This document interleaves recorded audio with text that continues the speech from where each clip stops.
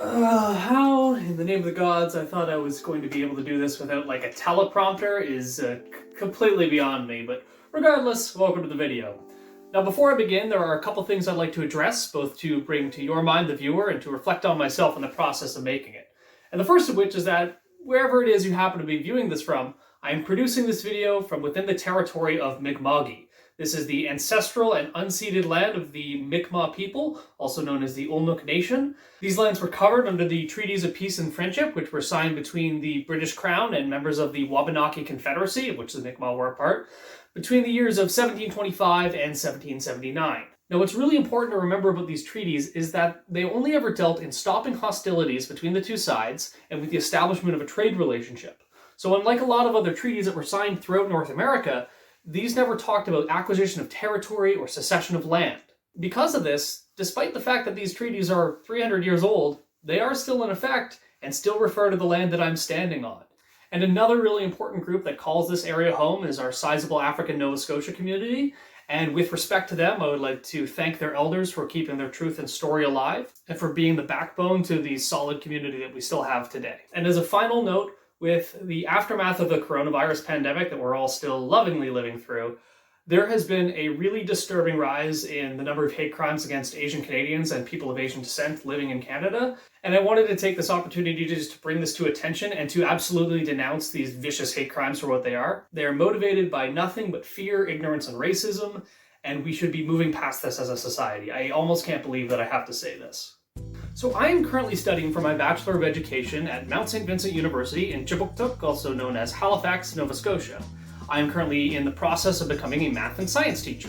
And when I say those topics, when I say math and science, there are particular viewpoints and ideas that I associate with those two disciplines. When we talk about math and science, we usually refer to them with a sort of philosophical framework that emerged around the time of the European Enlightenment era, that of rationalism, of skepticism, and of the scientific method.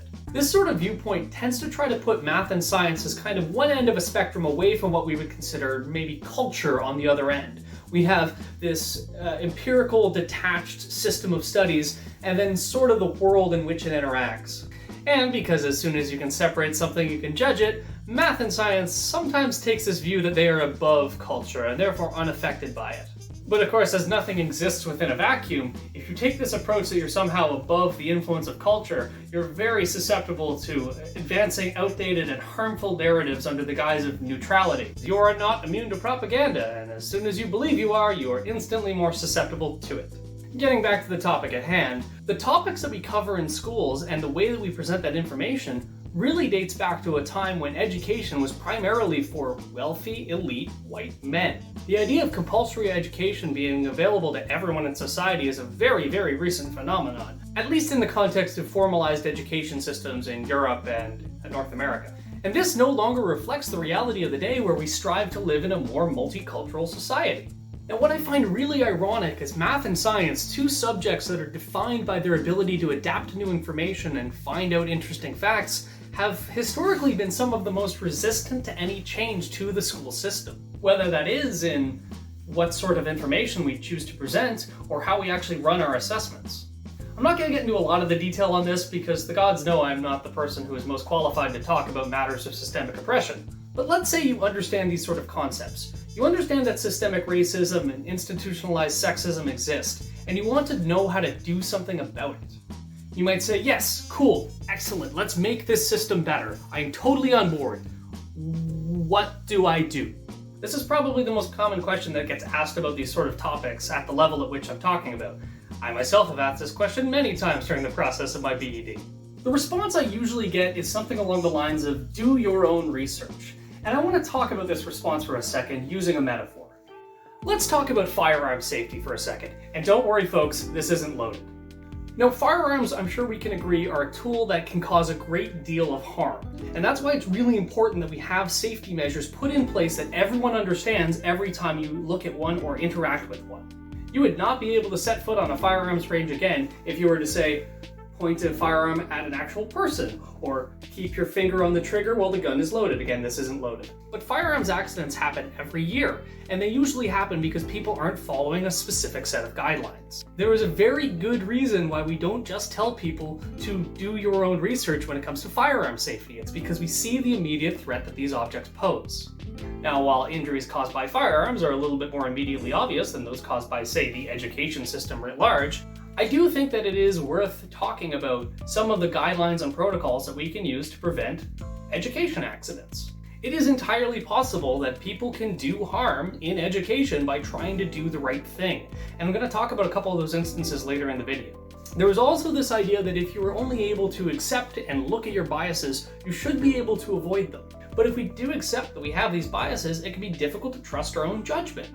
In fact, coming to you from the editing room several days later and having watched this video about 30,000 times, I can tell you that there was a great deal of bias that I put into the production of this video without even realizing it at the time. I make a lot of assumptions about the audience of who's going to watch this, who's going to find this information useful, and even some of the suggestions I make only work for people who are like me.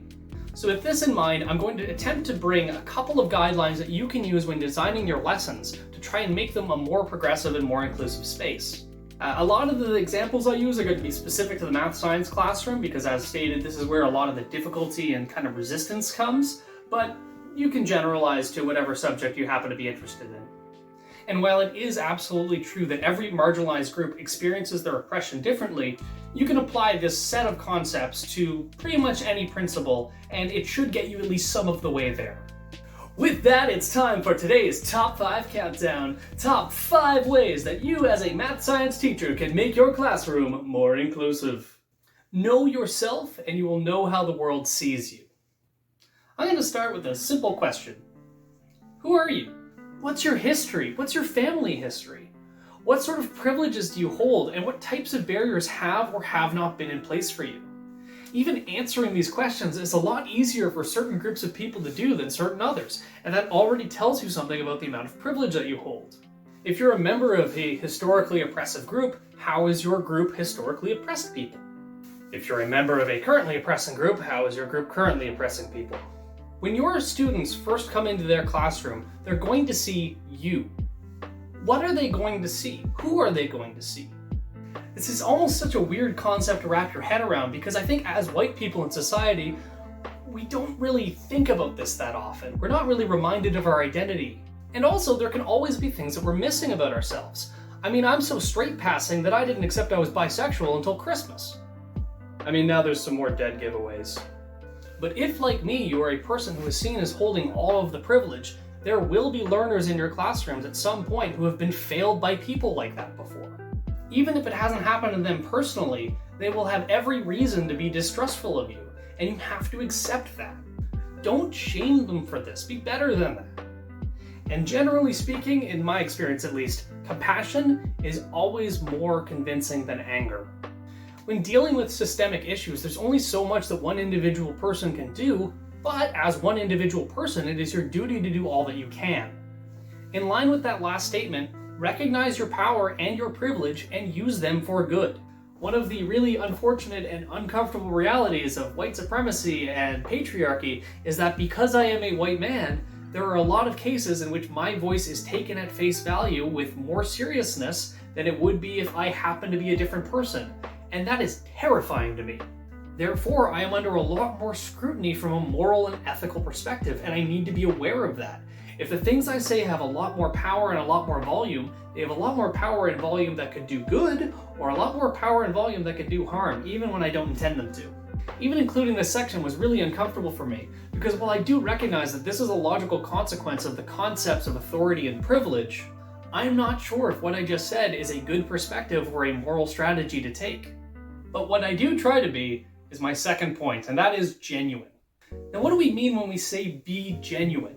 There's a quote that sums this up better than I ever could, and I know it's almost a cliche to use it, but people will forget what you said, people will forget what you did, but people will remember how you made them feel. That's of course from Maya Angelou. How, when, and why you present matters of social justice in your classroom almost matters above and beyond what you're actually doing. With exceptions, but we're getting to those. If the only time, for example, you talk about black mathematicians, indigenous scientists, or women in engineering is during those groups' particular history months, people are going to notice that. You're not actually integrating that worldview into your teaching. You're not presenting it on the same level as you do the standard textbook material. Therefore, it can come across as ingenuine even if it is something you do truly believe in. And also, and more damagingly, it can be a bit othering. If the only time we talk about the Indigenous perspectives on science is during Indigenous History Month, you're kind of implying by omission that Indigenous science is not a real type of science. So how do you be genuine? Well, that's on you. That's something I almost can't give it much advice on. If the first point was knowing who you are and who the people around you are, I think being genuine is in an attempt to bridge that gap, to take from this side, and view it in both ways at once. Those who are familiar with the Mi'kmaq perspective might be familiar with the concept of, I'm going to butcher this, etuaptmuk, or two-eyed seeing. The time I say I'm going to butcher it is the time I think I said it the most correctly. Two-eyed seeing is the idea of looking through two perspectives simultaneously and trying to find the benefits of both. This is similar to sort of the pop culture understanding of Hegelian dialectics, but I don't know, I didn't read it. And this two-eyed seeing perspective can really help you when you're trying to integrate cultural ideas into your classroom, because there is a trap that you can really easily fall into. And I'm going to refer to this picture here, assuming I know how the editing works. If not, it's going to cut in. I remember seeing this in my math textbook back in the day. I don't know how, but I do. And I remember seeing it and realizing that I knew nothing about the culture in which it portrayed. I didn't know what jingle dresses were for, in fact they're for a specific type of prayer dance. And while I do know that the Mi'kmaq use them, I actually still don't know if they are exclusive to people from Mi'kmaq culture. Hello there, Samuel coming to you from the editing room. In fact, jingle dresses originated in the Ojibwe culture, but they've spread throughout the indigenous communities of North America. And more specifically than just a prayer dance, they're actually for a healing dance that is performed during a powwow. This is an example of tokenizing. It's inclusion without any context. If you were to structure a class around the creation of this style of dress and what the principles are behind it, that might be something that's a little bit more interesting and a little bit more culturally relevant than simply one example in a math textbook. And in avoiding tokenizing material, we also need to make sure we're not tokenizing our students. If you don't normally talk about queer issues, but you're starting to talk about queer issues because you happen to have a gender non-conforming student in the class, that's an issue there. This should be an integrated part of your curriculum at all times because it is important as these people exist. This leads to the next point, which is exploring topics deliberately and with a great deal of care. In 2020 in Vancouver, there was a middle school teacher who gave their students an assignment to find 5 positive things about the Canadian residential school system. Yikes City population, apparently 2.5 million. That's one of the reasons why I think this sort of conversation is incredibly necessary, because I'm sure that in that teacher's mind, they thought they were doing a good thing. To be absolutely unambiguously clear, it wasn't. That is by no means how you need to approach this sort of topic. To quote one of the mothers who was interviewed for the CBC, can you name 5 positive things about Nazis in the concentration camps? Can you name 5 positive things about slavery? This is not okay.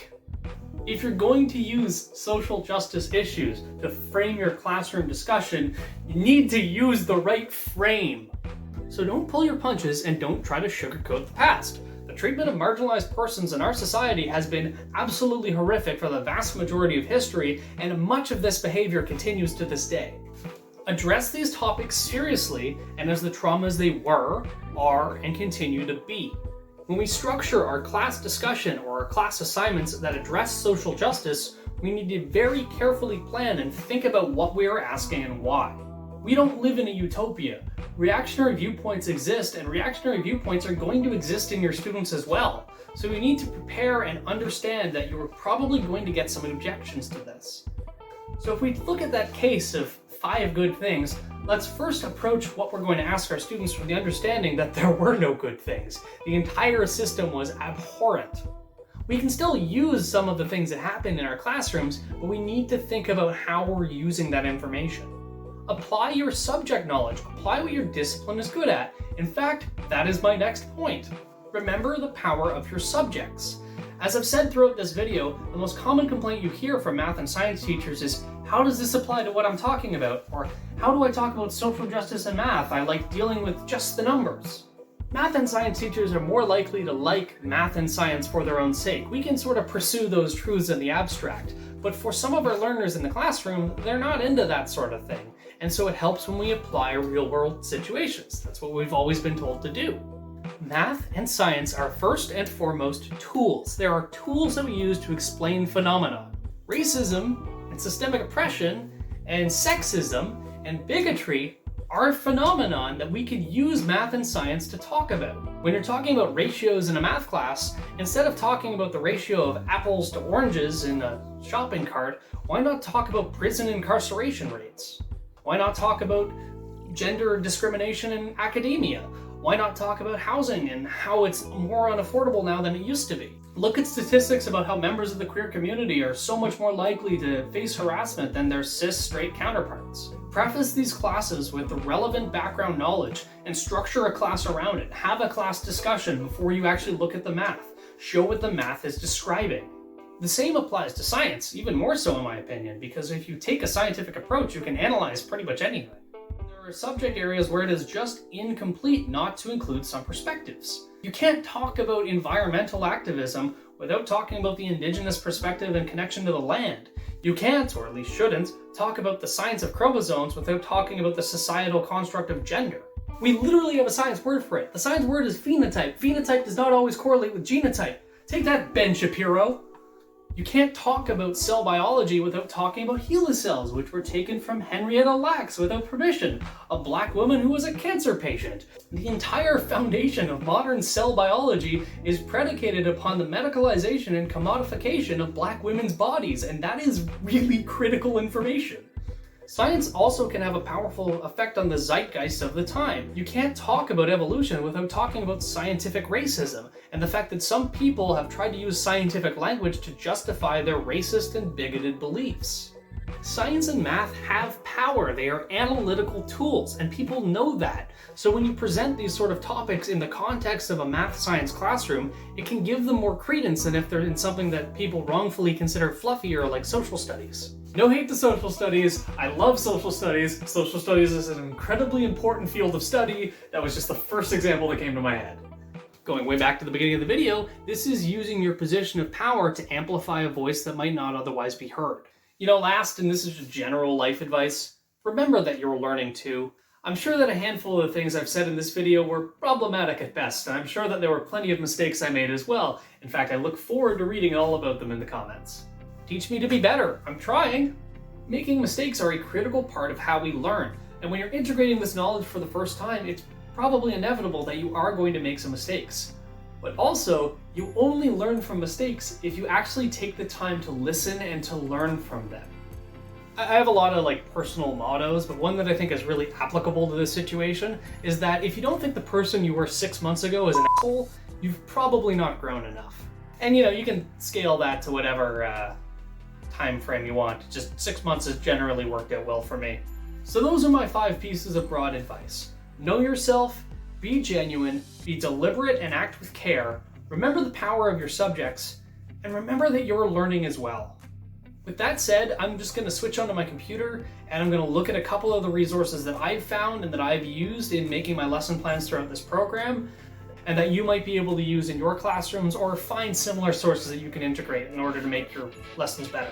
What's up, gamers? Welcome to the speedrun. Today we're doing inclusive resources gathering, any percent category. So for any percent, there are 10 total resources that I need to find, 5 in math and 5 in science. And of each of those, 2 of them has to be something I haven't prepared before, I have never seen before.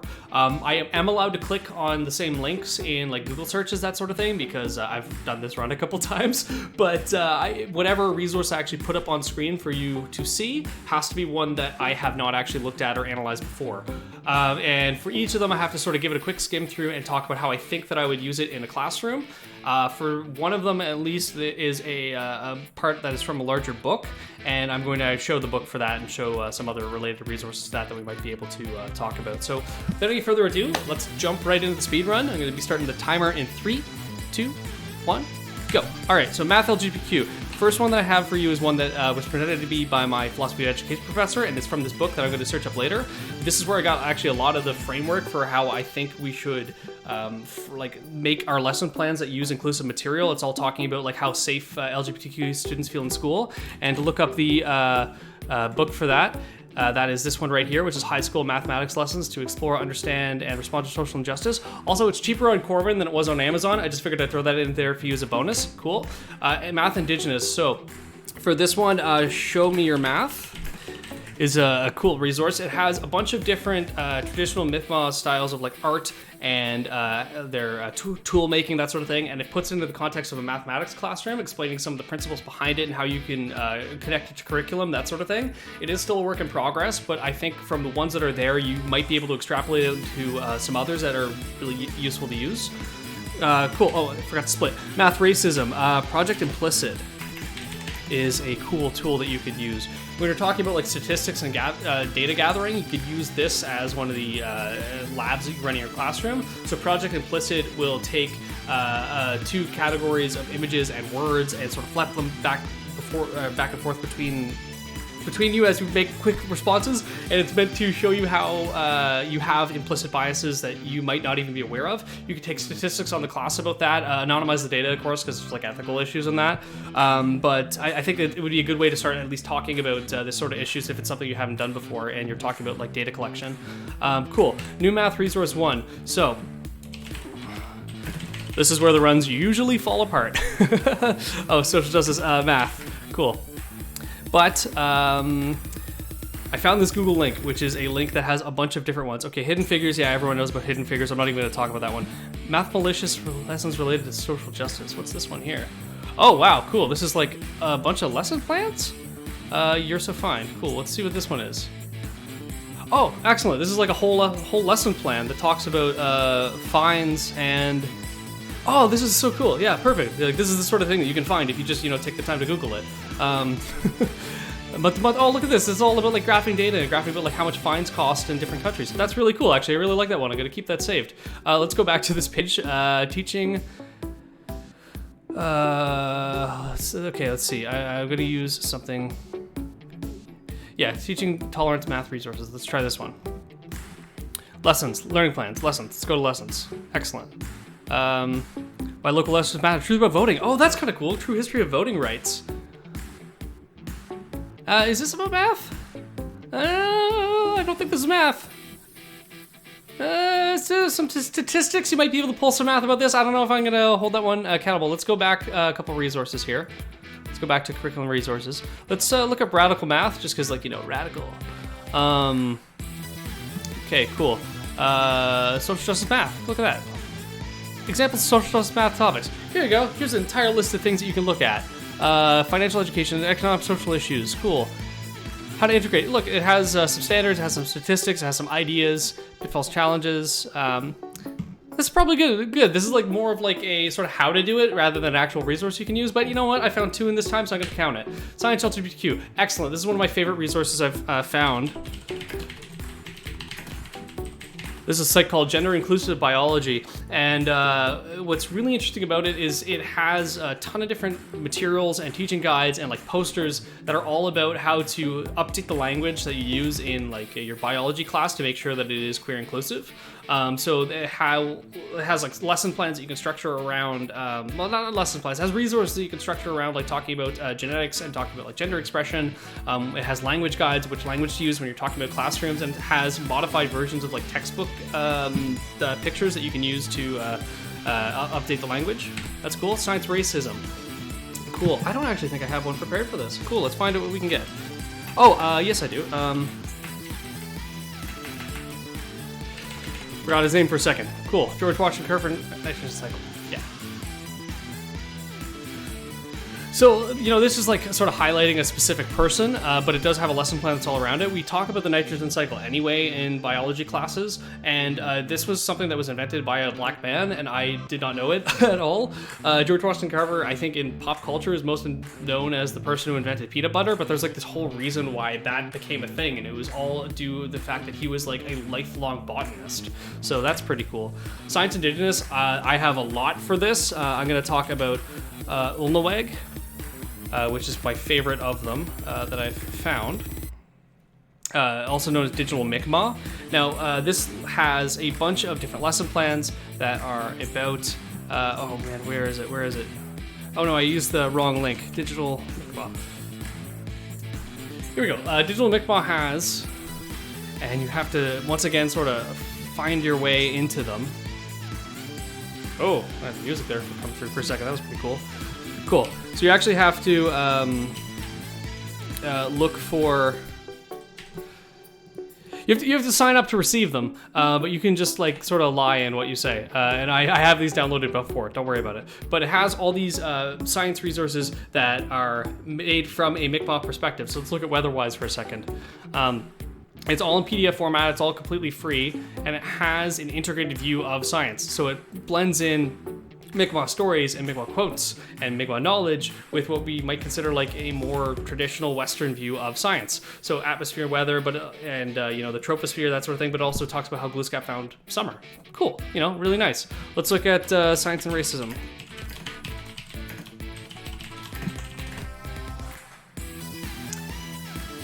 How to teach the history of racism in science class. I mean, again, this is just like an article that sort of talks about how you can do it, but you know, yeah, talking about specific studies. This might give you some idea of like some resources that you can go out to find on your own. Cool. Oh, I forgot to split for the last one, but that's okay. I think that one will count. We'll count it. Let's go back to the Google search I had for that. Don't debate scientific racism. Understanding race, lesson plan. Interesting. Cool. Teach guide for middle school. Okay, it has a curriculum. These are usually like US lesson plans, but look, we have exploring biological variation. You can talk about the fact that like race is entirely a social construct. There's no genetic marker that will say that someone is an African person or is a you know, a white person. You can talk about the fact that like white doesn't really even exist biologically. It's just sort of a constructed concept. That's kind of cool. And human variation without race. Yeah, there you go. Cool. So that is the end of the timer. Whoops, I forgot the end of the timer. 7:25. You know, I think we could probably do better than that. But people talk about how difficult it is to find these sorts of resources, and in 7.5 minutes, I just found 10 of them, and 4 of them were completely new. Were they the best resources I could have found? Not really, but this was a speed run. It's not that difficult if you actually just do it. So for my final advice in wrapping up this video, science and math don't happen in a vacuum, as much as we might like to think that they do. They are tools that we use to describe the world. And you know, you can describe completely irrelevant topics, or you can use them to describe things that accurately reflect the lived experiences of people in your classroom and in your society. Our world today still has elements which are not ideal. We need to recognize and address that and bring those into the light so that we can deconstruct them. And yeah, sure, there's always the standard reactionary response of facts don't care about your feelings.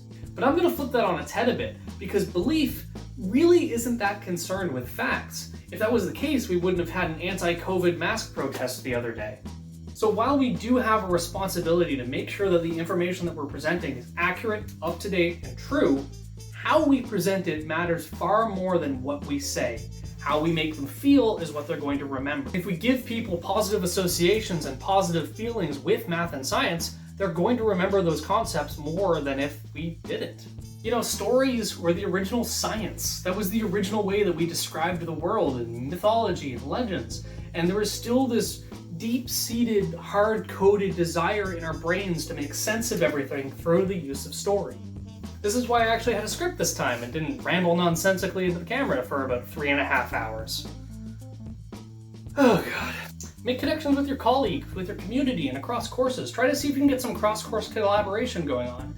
Imagine how much more holistic the learning experience would be if you had a math class where you talk about the rates of access to drinking water in Canada versus a science class where you talk about how the water actually moves through the ecosystem, the water cycle, that sort of thing. And in social studies class, you're talking about the history of native reserves and how the lack of access to clean drinking water is impacting some of those communities. Now we have a connection between 3 typically distinct subject matter that shows a whole overall picture. This is so much more effective than merely aiming for inclusion, and inclusion is such a low bar to aim for anyway. What we should be aiming for is an integration of all these different systems into a classroom community, or as some people argue, even a deconstruction of the classroom itself. But to put an end to this rambling that I've been doing for the last gods know how long, my timer says 1 hour and 5 minutes, and this is my third video I'm making today. To borrow a quote from Murray Sinclair, who is a member of the Ojibwa Nation and was the commissioner for the Truth and Reconciliation Committee, education got us into this mess. Education will get us out of this mess. Thank you for your time. Stay spooky.